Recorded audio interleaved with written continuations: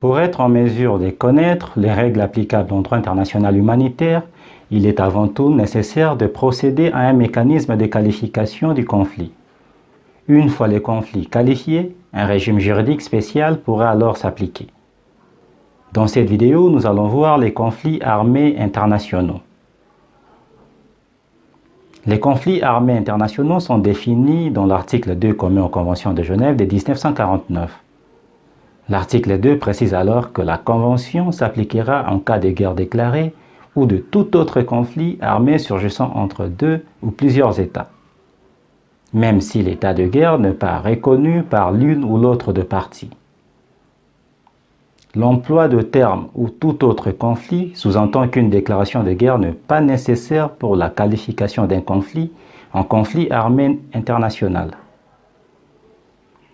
L'article 1, sous-section 4 du protocole additionnel 1 est venu rajouter qu'un conflit armé sera qualifié d'international si le peuple parti au conflit lutte contre la domination coloniale et l'occupation étrangère et contre le régime raciste dans l'exercice du droit du peuple à disposer d'eux-mêmes.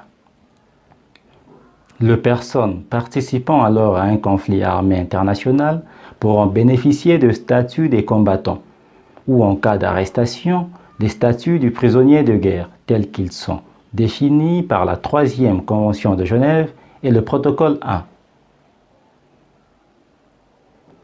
Diverses situations peuvent amener au changement de qualification d'un conflit, des conflits armés non international à un conflit armé international. On parle alors d'une internationalisation du conflit. Un conflit peut s'internationaliser par l'intervention de l'État tiers ou par l'intervention de l'ONU. On parle de l'intervention d'un État tiers quand un État intervient aux côtés d'une des parties au conflit durant un conflit armé non international. L'internationalisation ne se produit alors que si certaines conditions sont remplies. Plusieurs hypothèses sont alors à envisager. Première hypothèse, un État tiers intervient dans un conflit en envoyant des forces armées aux côtés d'une des parties. Ici, il n'y a pas de doute quant à l'internationalisation du conflit. Deuxième hypothèse, l'intervention de l'État tiers se caractérise par l'envoi de conseillers militaires ou d'experts techniques aux côtés de l'une des parties au conflit. Pour qu'il y ait l'internationalisation, des conditions doivent être réunies ici. Première condition, les conseillers ou experts doivent prendre directement part aux hostilités, ne serait-ce qu'en apportant des conseils stratégiques à la partie qu'ils assistent. Deuxième condition, ces conseillers ou experts doivent agir en cette qualité au nom de l'État étranger qui les a envoyés, simplement pour éviter qu'ils apparaissent comme de particuliers. La troisième hypothèse, l'État tiers envoie des volontaires ou mercenaires aux côtés d'une des parties. Cette question reste encore en suspens et le CICR ne s'est pas réellement prononcé sur le sujet. Par contre, si ces volontaires ou mercenaires apparaissent comme directement engagés par l'État duquel ils proviennent et qu'ils prennent part directement aux hostilités, on pourra alors parler d'internationalisation comme pour les cas de conseillers. Quatrième hypothèse, l'État tiers envoie une aide matérielle substantielle à l'une des parties. Dans la pratique, de nombreuses parties à des conflits non internationaux sont appuyées par une aide extérieure, notamment sous forme d'envoi d'équipements militaires. La qualification en conflit internationalisé reste cependant délicate et il n'existe pas jusqu'à présent de réponses claires.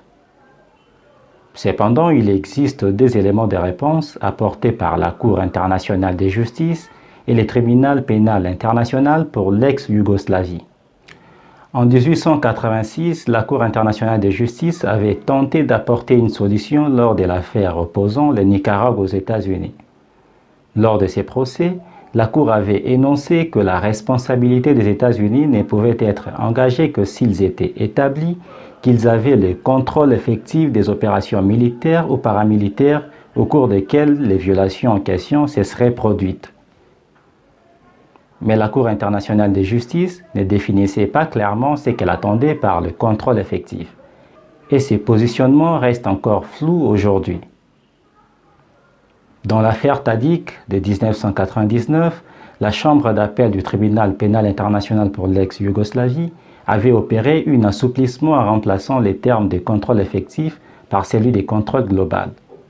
Celui-ci allait plus loin que le contrôle effectif proposé par la Cour internationale de justice, dans le sens qu'une ou plus ou moins grande participation des États tiers à la planification d'opérations militaires suffisait à internationaliser les conflits.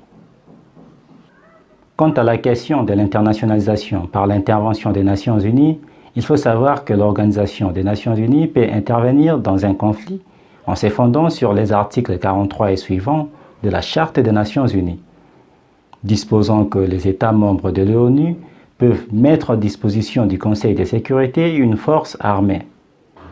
Dans ces cas de figure, ce serait l'armée de l'ONU qui interviendrait et les règles de l'intervention d'un État tiers viendraient à s'appliquer. Ces articles n'ont cependant jamais été appliqués.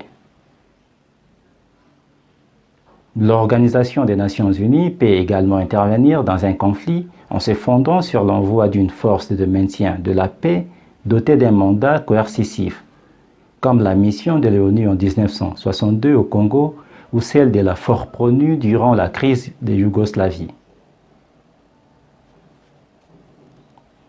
Dans ces cas de figure, la réponse diverge en fonction des positions doctrinales. Certains auteurs estiment que les conflits s'internationalisent uniquement en cas d'affrontement entre le groupe de maintien de la paix et l'une des parties au conflit. Pour d'autres, la seule présence de forces de maintien de la paix suffit à internationaliser les conflits.